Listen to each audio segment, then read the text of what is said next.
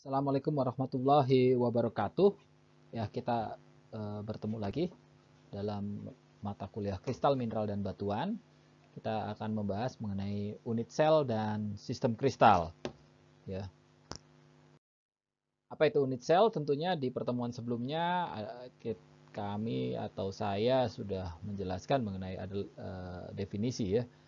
Bentuk terkecil dari sebuah struktur yang tidak dapat dibagi lagi membentuk struktur tertentu. Nah, perulangan dari satuan unit sel membentuk motif-motif tertentu, ya, bentukan-bentukan atau motif-motif tertentu dari suatu kristal yang konstan. Tentunya bentuknya konstan nih. Jadi ini kalau ini berulang-berulang bentuknya konstan. Nah, kita sebut sebagai sistem kristal. Nah, sistem kristal ini dinyatakan dalam sumbu kristalografis. Jadi nanti sumbu kristalografis tentunya sudah pernah kita bahas, ada jelas ada sumbu-sumbu kristalograf refleksi, bidang-bidang inversi, rotoinversi dan lain-lain ya. Nah, ini sebagai sumbu kristalografisnya ya. Ini bentukannya ya dari suatu sistem kristal. Unit selnya sebagai bujur sangkar seperti ini ya. Sistem kristal atau ini mengenai sumbu kristalografis dulu. Sistem kristal diklasifikasikan sebagai unsur simetri dari sumbu kristalografis. Tadi unsur simetri ingat-ingat lagi ya, ada beberapa. Refleksi, inversi, rotoinversi, apalagi glide, terus translasi. Nah, seperti itu. Nah, sumbu kristalografis ini ada 3 atau 4 garis imajiner yang saling berpotongan. Ingat 3 atau 4, boleh 4 nih, kok ada yang 4 ya. Nah, contoh yang 3 sumbu kristalografis seperti bidang yang di atasnya ada kubus. Ya, ada bidang ada sumbu A1, A2 yang atau B di situ atau bidang yang tegak lurus ya. Seperti di sini ya. Jadi ini ada yang A1, A2 atau B. Nah, yang 4 ya, ini sama seperti ini ya. Nah, umumnya paralel dengan garis-garis perpotongan pada bidang utama kristal. Ini ada bidang utama kristal, bidang utama dia paralel dengan sumbu C. Jadi bidang yang depan ini, yang muka ini paralel. Yang ini paralel dengan sumbu yang sini. Ya, paralel dengan bidang yang ini, sumbu A1, A-A1. Ini paralel dengan bidang yang ini.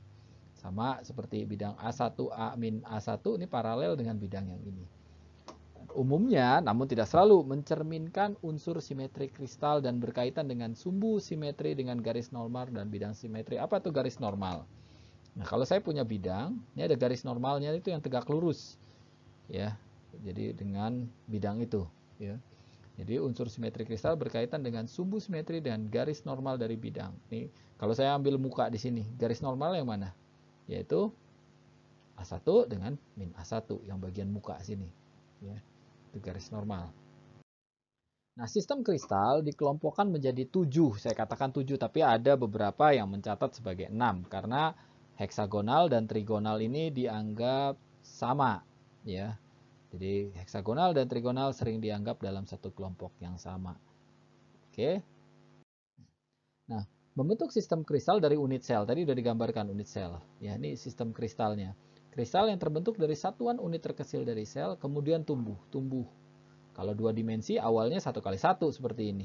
Terus 1 kali 2 ya, terus 2 kali 2 tumbuh terus. Ya, tumbuh dan seterusnya, ya. Dan ini tumbuh, ini 1. Ya, ini tumbuh terus. Ya, bidangnya persegi. Dalam 3 dimensi tumbuhnya tidak hanya ke arah X atau Y, tapi ke arah vertikal juga. Ya, X, Y, Z misalnya ini tumbuh ke arah atas juga tumbuh seperti itu ya, seperti itu.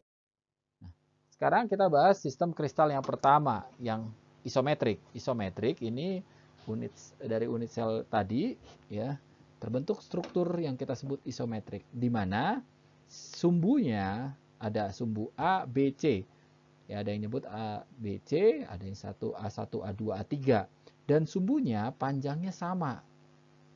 Dan sudut-sudut yang membentuk masing-masing sumbu, yang terbentuk dari masing-masing sumbu, ya misalnya B dengan C, sudut alfa, itu 90 derajat dan semua sudutnya saling tegak lurus. 90 derajat ini simpel kayak kita menggambarkan bidang 3 dimensi, penggambaran 3 dimensi ya, bidang kubus tentunya, paling simpel kubus.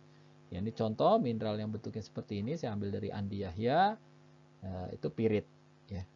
Nah, penarikan dan kesamaan sumbu kristalografis ya, dari arah depan ke belakang, misalnya gini, dari depan ke belakang, dari kiri ke kanan, dari bawah ke atas atau ke bawah ke atas, itu sumbu C.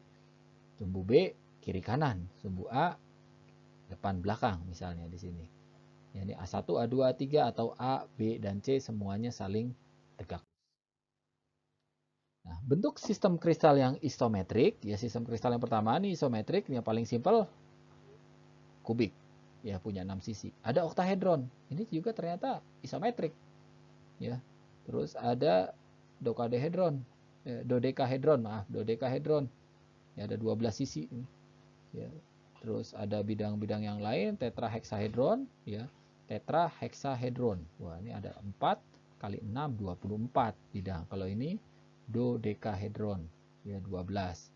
Ada trapezohedron, ini trapezoid ada 24 sisi juga. Ada trisoktahedron, ya 24 sisi. Ada yang hexoktahedron, ini 48 sisi. Ya bentuknya seperti ini nih, isometrik. Ingat, panjang sumbu-sumbunya sama. Kalau kita lihat, panjang sumbu-sumbu sama dan setiap sumbunya paling tegak lurus. Sumbu imajiner tadi. Ya, ini jumlah sisi dan apa itu form? Ya, form nanti kita akan bahas dari pertemuan mengenai bentuk atau form, ya. Ini kita akan lihat di sini bentuknya persegi, ada yang jumlah sisinya 8, ada yang jumlah sisinya sampai 48. Nah, kombinasi sistem isometrik misalnya seperti ini nih. Kita punya oktahedron dan dodekahedron. Yaitu bentuknya bisa jadi seperti ini. Ya. Nah, ada yang oktahedron dengan kubik, bentuknya seperti ini. Ini sebenarnya perpaduan, kalau kita potongkan bagian ujungnya ini akan muncul hilang di sini. Ya, di sini ya.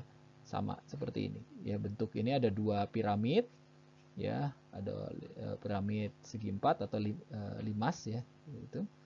Ya, dipotongkan dengan kubus, ini oktahedron dengan kubik, bentuknya seperti ini. Ini kombinasi sistem kristal isometrik. Khas dari sistem kristal isometrik, kalau misalnya kita ambil kubik dibuka, ini contoh mineralnya adalah pirit, ya Fe2, galena, PbS, halit, NaCl, fluorit, ya. Ada garnet, ada intan, ya. Intan isometrik loh. Walaupun bentuknya kristal tertentu, ternyata dia isometrik. Ya. Bentuk tadi alfa sama dengan beta sama dengan gamma. Sudut antar sumbunya 90 derajat dan panjang sumbunya sama semua. A sama dengan B sama dengan C sebagai sumbu tegak C. Nah, yang menarik berarti memiliki simetri khas, 4 buah sumbu 3. Jadi 4 nih sumbu 3-nya, atau sumbu yang ketiga itu selalu ada 4. Apa ini kita akan bahas dalam perkuliahan tatap muka, ya. Kita bisa berdiskusi di situ. Itu yang isometrik. Mineral-mineral isometrik tadi ada fluorit CaF2, ya, ada pirit FeS2, ada analsim, ada tetrahedrit dan galena nih. Galena sebagai sumber timbal, ya. Ini ada garnet, ya. Apa coba komposisi kimia garnet? Oke.